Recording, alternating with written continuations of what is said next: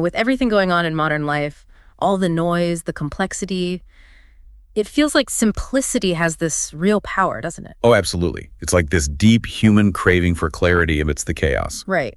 And today we're actually diving deep into a really unique perspective on that. We've got chapter 55, Power of Simplicity, from the Built for God movement. The BFG movement, yeah. And what's interesting here is how it uses a Christian perspective to look at the Tao Te Ching. Exactly. So it's not just about, cleaning your desk. Definitely not, although that might happen. This is deeper. It's spiritual simplicity, getting back to truth through a new expression of God's love, as the chapter puts it. Okay, so that's our mission for this deep dive then. Really unpack what this chapter means by simplicity and how it connects to you listeners, your spiritual strength, your inner harmony. And the source gives us a pretty clear roadmap. Restore, looking at simplicity's power. Then renewal, which has mindset, aim, and practice. MAP, got it. Right. And finally, respond, which is fascinating. It looks at parallel teachings in other religions. Okay, great structure. Let's jump into restore, the power of simplicity. It kicks off with this really vivid analogy. Those filled with the Spirit are like newborn infants. What's the insight there for us? Well, it immediately taps into core Christian ideas, doesn't it? Innocence, for one. Humility, complete trust, utter dependence, like a baby relies on its parents. The chapter even points to scripture like 1 Peter, urging that craving for spiritual milk. Like infants. Yeah. About the Spirit's presence right from the start. Exactly. So for you listening, it's less about theology and more about maybe approaching things with fresh eyes, letting go of cynicism and just trusting. Trusting the process. Okay, that image of reliance is strong, but then it gets, almost counterintuitive. It says, venomous serpents are no danger, wild beasts no threat, birds of prey don't attack those in harmony with the Spirit. Sounds a bit like a magic shield. It does sound like that initially, yeah. Think about it in terms of faith. It's really about divine protection. Okay. The source links it to passages like Isaiah 54.17, no weapon formed against you shall prosper. And of course, Psalm 23, the shepherd protecting the flock. So the idea isn't necessarily that you're physically bulletproof, maybe. It's more about an inner security. When you're aligned with the Spirit, those external things, they lose their power over you. Okay, that makes more sense. It's an internal state, not necessarily an external force field. Precisely. A deep confidence that circumstances can't easily shake. Got it. Now here's another bit that made me pause. Bones appear fragile and muscles weak, yet their grips are firm. That sounds like a contradiction. How do you make sense of that, especially for yourself? That's a great question because it challenges our usual ideas of strength, doesn't it? Yeah. We think muscles, power. Right. Outward appearance. But this flips it. The chapter links it straight to 2 Corinthians, where Paul talks about God's power being perfected in weakness. When I am weak, then I am strong. Exactly that. So the idea for you is that your spiritual power isn't tied to your physical condition. Sometimes maybe your weaknesses are actually the places where God's strength shows up most clearly in your life. So the firm grip is spiritual. Spiritual resilience, faith, holding onto the God's power, not your own. That's a powerful reframe. Okay, another delicate one. Being unconcerned about sexual unity, yet complete and full of strength. How should you interpret that without, diminishing relationships? Yeah, context is key here. It references 1 Corinthians 7, Paul and singleness, and 1 John 4 about God being love, the source of love. Okay. So the point isn't anti-relationship. It's about where your ultimate fulfillment comes from. Is it only from earthly connections or primarily from your connection with the divine? So unconcerned means free from anxiety about it. Could be. Free from the pressure that you need that specific thing to be whole. Finding completeness first in God, so relationships become an addition, not the foundation of your strength. For you, it's about where you anchor your sense of self-worth. Anchoring your wholeness, that makes sense. Okay, then there's the idea that their shouts are heard from afar without their voices getting hoarse. How does harmony with the Spirit lead to that kind of effortless, powerful communication? It mentions Romans 8. Right, the Spirit interceding with wordless groans. It suggests that when you're truly aligned, your communication, your whole presence really carries a weight that goes beyond just your own effort. So it's not about yelling louder. No, not at all. It's about clarity, resonance, authenticity that comes from that deep connection. Less straining, more flowing. For you, think about impactful communication. It's often not the loudest, right? It's the one spoken with conviction from that place of inner alignment. Effortless impact. I like that. Okay, moving on. Knowing harmony is to know that which is unchanging. And this unchanging knowledge is wisdom. It links to Proverbs 9.10. How does simplicity help you find that unchanging wisdom? Well, simplicity in this spiritual sense is about cutting through the noise, isn't it? Stripping away the temporary, the superficial stuff, to get down to the core. The eternal truths about God, about reality, those things are unchanging. Simplicity clears the path for you to perceive that reality more clearly. And that perception, the chapter says, is wisdom for your life. Okay. Finally, in this section, there's a warning. Don't lust after a greater life with excessive force. That invites misfortune. And don't overuse the mind or force things against the harmony of God. References Psalm 37, 1 John. This feels very relevant today. Extremely relevant. It's a direct pushback against that constant hustle culture, the pressure for more defined by worldly standards. Right, striving that isn't aligned. Precisely. Trying to force outcomes, manipulate things out of ego. The chapter warns that this creates imbalance, brings trouble into your life. True growth, it suggests, comes from aligning with God's flow, God's timing, not your own forceful effort. And the overusing the mind part. Could mean getting stuck in anxious loops, overthinking, analyzing everything instead of trusting God's guidance for your path, relying solely on your own intellect instead of spiritual intuition. Okay, that really lays out the restore framework. Fascinating stuff. Now let's shift to renewal. This MAP idea. Mindset, aim, practice. Let's tackle mindset first. 7 points. How can these shape your perspective, listener? First, embrace a spirit of innocence and trust in God's protection. Back to the infant idea. Yes, this is about consciously choosing that mindset for yourself, choosing childlike trust, letting go of the cynicism, the fear, the need to control everything. And trusting God's protection. Exactly. The application suggested is simple. Enter situations with an open heart, with faith, rather than immediate suspicion or defensiveness. A conscious choice for you. Makes sense. Second mindset point. Focus on inner strength over outward appearance. Links to the fragile bones firm grip thing we discussed. Right. This calls you to value that spiritual resilience, that inner conviction, more than how powerful or successful you look to others. So how do you apply that daily? Well, maybe it means letting your actions, your integrity speak for themselves, not feeling the need to constantly project strength or put on a show for people. Your strength is internal, rooted in God. Okay. Third mindset. Find fulfillment in God, not in earthly desires. Echoes the unconcerned about sexual unity point in Matthew 6.33.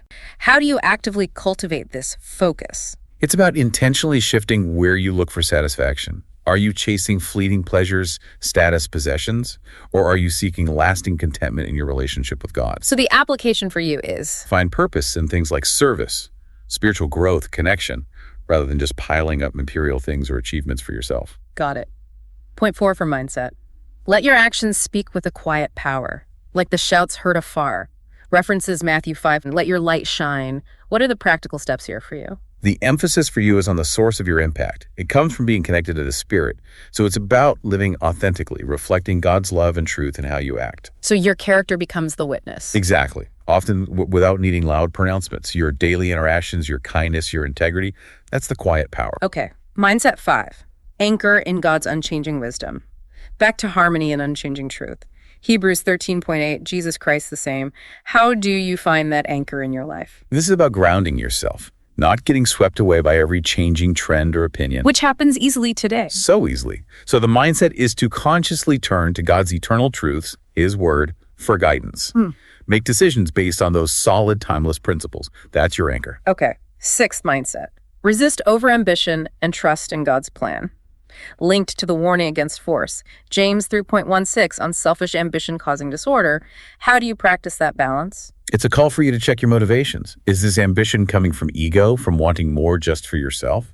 Or is it aligned with God's leading? So trust the timing. Trust the timing, practice patience. Avoid that relentless striving that tramples other values or ignores God's guidance. It's about balance for you. And the 7th mindset. Align with God's enduring purpose. Force things fade. Psalm 127, unless the Lord builds the house. How do you discern and align with that purpose? This calls you to think bigger picture. What is God's overall plan? How does your life fit into that? It's about building something lasting, something aligned with His will, not just your own temporary goals. How do you apply that? Consider your gifts, your passions. How can you use them to serve something beyond yourself? How can your life contribute to God's enduring kingdom purposes? Okay, that covers the 7 mindsets for renewal, focusing on you, the listener. Now let's look at aim. Similar points, but with a focus on direction, a goal. First aim. Aim for spiritual purity and trust in God's protection. Again, the infant link. How do you make this a conscious aim? It's about intentionally striving for that state, making it a goal to cultivate that childlike faith and dependence in your daily life. So not just a mindset, but an active pursuit. Exactly. Directing your focus towards trusting God's care, especially when things feel uncertain. Maybe setting an intention each day. Today, I aim to release my anxieties to God. Okay, aim 2. Aim for inner strength rooted in God, not external power. Fragile, firm grip again. Nehemiah 8.10, joy of the Lord is your strength. What steps can you aim for? The aim is to intentionally build that inner strength through your relationship with God. Make it your goal to draw power from His Spirit, not from worldly status or approval. Spiritual practices, things that specifically nourish your soul and connect you to that divine source of strength. Aim for consistency. Gotcha. Third aim. Aim for wholeness and fulfillment in God's presence. Unconcerned about worldly desires. Psalm 62.1, rest in God alone. How can you aim for this daily? Here, the goal is to actively pursue your satisfaction in God. Make it your aim to find your deepest needs met there, rather than endlessly chasing things the world offers. Application. Aim to prioritize time for prayer, meditation, worship, whatever connects you personally to the divine presence. Make that connection the central aim. Okay. Aim 4. Aim for quiet influence, powered by the Spirit. Shouts heard afar. What can you aim to do to cultivate this? The aim is to intentionally live in a way that reflects the Spirit's presence. Make it your goal that your life itself, your actions, your character, become the main way you influence others for good. So aiming for integrity in action. Exactly. Aim to act with love, kindness, honesty in every situation. Let that be your targeted influence. Aim 5. Aim for wisdom rooted in the unchanging truth of God. Knowing harmony. James 1.5. Ask God for wisdom. How to make this a tangible aim. The aim is to actively seek out and embrace God's eternal truths. Make it your goal to align your understanding, your decisions, your entire worldview with His unchanging principle. Aim to regularly study Scripture or sacred text. Aim to reflect on how these truths apply to your life. Aim to ask God for wisdom specifically. Okay. Aim 6. Aim for balanced ambition, aligned with God's will. Resisting overambition. Proverbs 16.3, commit plans to the Lord. How can you aim for this balance? The aim is to intentionally check your goals against God's purposes. Make it your goal to ensure your aspirations are submitted to His will and timing. So aiming to seek guidance. Yes. Aim to regularly seek discernment in prayer about your ambitions. Aim for goals that honor God, not just serve your ego. And finally, aim 7. Aim for lasting impact.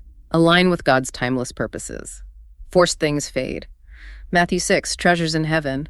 What can you aim to build that lasts? The aim here is to intentionally focus your energy on things with eternal significance. Make it your goal to invest your time, talents, resources in ways that align with God's enduring purposes. What kind of things? Aim to contribute to causes that reflect kingdom values. Aim to build relationships grounded in faith and love. Aim to create a legacy that goes beyond the material. Okay, that covers mindset and aim. Now for the P in MAP practice. Again, parallels, but focused on active, ongoing implementation for you. First, practice. Practice trust and innocence in God's protection. How do you practice this regularly? This is about making it a habit, actively cultivating trust daily, making it a regular practice to consciously surrender your worries, your anxieties to God. Like a daily discipline. Exactly. Practice approaching situations with that sense of childlike faith, even when it feels hard. Maybe make it part of your morning routine. Consciously practice releasing fear. This involves the ongoing commitment for you. Prayer, Bible study, worship, maybe fasting, fellowship. These are the practices that build your inner resilience. So practice means dedication. Yes. Dedicate regular time. Practice showing up for these disciplines, even when you don't feel like it. That consistency builds strength. Third, practice. Practice seeking fulfillment in God, not earthly desires, unconcerned. Psalm 62.1. How do you actively practice this shift? This is about the active choices you make throughout the day. Practice turning to God first for comfort, for joy, for satisfaction. Intentionally prioritize your relationship with Him over chasing worldly highs. So practicing choices. Conscious choices. Practice choosing spiritual nourishment over empty calories, so to speak. Practice gratitude for God's presence. Practice 4. Practice quiet influence through actions, powered by the Spirit. How do you practice letting actions speak? This is about consciously striving, day in and day out, for your life to reflect God's character. Practice embodying kindness, patience, integrity, forgiveness in your interactions. So the practice is in the doing. Absolutely. Practice being the message. Let your actions be the primary way you practice influence and witness. Practice 5. Practice wisdom by aligning with God's unchanging truth. Harmony. James 1.5. How can you actively practice this alignment? This involves actively applying God's truth to your life. Practice measuring your thoughts, your decisions, your reactions against His Word. Practice regular study and reflection, asking, how does this truth change how I live today? Practice seeking counsel that's rooted in that truth. Make it an ongoing practice of alignment. Okay. Practice 6. Practice balanced ambition aligned with God's purpose. Resisting overambition. Proverbs 16.3. How do you practice this daily? This is about intentionally pursuing your goals in a God-honoring way. Practice regularly evaluating your motivations. Practice seeking His guidance before launching into new ventures. Practice discernment. Yes. Practice balancing your drive with submission to His will. Practice using your gifts and opportunities in ways that serve His larger purposes, not just your own advancement. And the final practice, number 7. Practice building lasting impact, rooted in God's timeless purposes. Forced things fade. Matthew 6.19-20. What can you consistently practice here? This is your ongoing commitment to invest in the eternal. Practice intentionally focusing your efforts on activities, relationships, service that contribute to God's kingdom. So practice prioritizing. Okay, so that covers restore and the 3 parts of renewal, mindset, aim, practice, all focused on you, the listener. Now, the final framework, respond. This is where it gets really interesting, talking about dialogue across faiths. Yeah, the idea is that this renewal process empowers you to respond, to live out holiness, make disciples, but also engage respectfully across boundaries. And it does this by showing parallels for those 7 mindset points across Christianity, Buddhism, Islam, and Hinduism. This is quite something. Let's take the first one again. Trust and protection and simplicity of faith. We have Matthew 18.3, Dhammapada 2.7.8, Quran 3.159, Bhagavad Gita 9.22. What's the unifying thread here for you? It's really striking, isn't it? Across the board, there's this emphasis on humility, on relying on something bigger than yourself. Faith in God, embracing simplicity, submitting to Allah, trusting Krishna. It all points to a dependence that brings inner peace. So how does this unite us? It shows a shared human understanding that we find security not in our own control, but in reliance on the divine or a higher principle, the application for you. Actively practice that trust, that childlike simplicity, whatever your path. Okay. Second point. Inner strength through spiritual practices. Again, a common recognition. True inner strength isn't just willpower, it's cultivated. Prayer, meditation, devotion, self-discipline. These practices are seen everywhere as vital for building resilience and connecting to that source. The shared value placed on intentional spiritual effort to build inner fortitude. The application for you. Commit to your spiritual practices, whatever they are, to build that strength daily. Third, fulfillment and wholeness through the divine. Unifying principle for your fulfillment. The core idea uniting these is that lasting satisfaction, genuine wholeness, isn't found in chasing material things or fleeting experiences. But in connection. Connection with the divine, yes. Transcending those earthly desires is presented as the path to true contentment across these traditions. The application for you. Focus on cultivating that relationship as your primary source of fulfillment. Point 4. Quiet influence guided by the Spirit. Matthew 5.16. Dhammapada 181, Quran 16.125, Bhagavad Gita 3.35.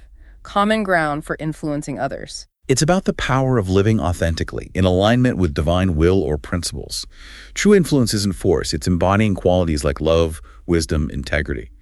Your life becomes the message. Shared belief in the power of example, of living truth quietly and effectively. The application for you. Strive for that spirit-led, action-based influence in your daily life. Let your character speak. 5. Wisdom rooted in God's unchanging truth.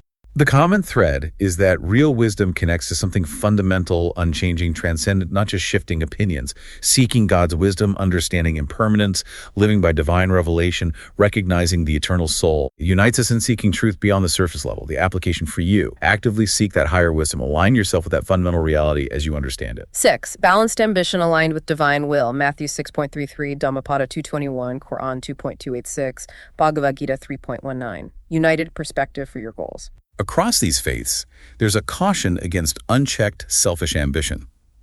The unifying idea is the importance of aligning your personal desires with a higher purpose, with divine will, with the greater good, trusting divine provision, acting without attachment to results, seeking God's kingdom first. It unites us in seeing ambition within a larger spiritual context. Application for you. Pursue goals that align with your deepest values and a sense of purpose beyond just yourself. And finally, 7, pursue lasting impact rooted in God's purposes. Matthew 7.24-27, Dhammapada 181, Quran 2.264, Bhagavad Gita 9.22. Common thread for your legacy. The uniting idea is clear. Yeah. True. Lasting impact comes from aligning your life and actions with eternal divine purposes. Not self-serving deeds, but things with spiritual weight. Building on the rock, not sand. Precisely. Investing in things that contribute to a greater good, things that last beyond your lifetime. It unites us in valuing the eternal over the temporary. Application for you. Focus your energy on creating a legacy that reflects your deepest spiritual beliefs. It really is remarkable seeing those threads. And the chapter drops that St. Thomas Aquinas, quote, truth cannot contradict truth. Which beautifully underlines this whole section, doesn't it? Yeah. Suggesting that these fundamental spiritual insights, though expressed differently, point towards a shared underlying reality. It offers you a basis for understanding and connection. It really does.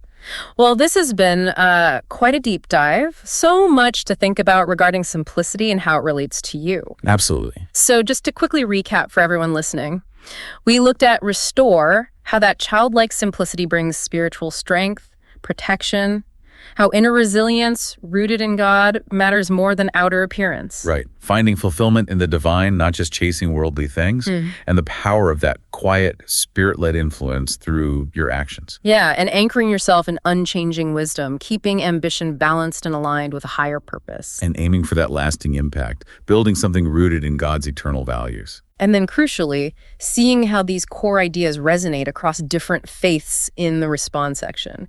That sense of shared human experience, seeking something beyond ourselves. It really fosters a sense of connection, I think. Definitely. So maybe the final thought, the takeaway question for you listening is this. How can you actively, practically cultivate more of this spirit of simplicity in your own life? Where can you let go of complexity, of striving, to connect more deeply with your source of strength, your truth, however you define that? Yeah. Maybe reflect on some of those parallel teachings. Could they enrich your own perspective, your own journey, your interactions? Food for thought. And for anyone wanting to dig deeper into the source material, again, it's chapter 55 from the Built for Greatness, Built for God, BFG movement. Ultimately, it feels like this deep dive really highlights that maybe the greatest strength isn't in complexity, but in that profound, simple connection to something larger. Well said. It's an ongoing journey of discovery.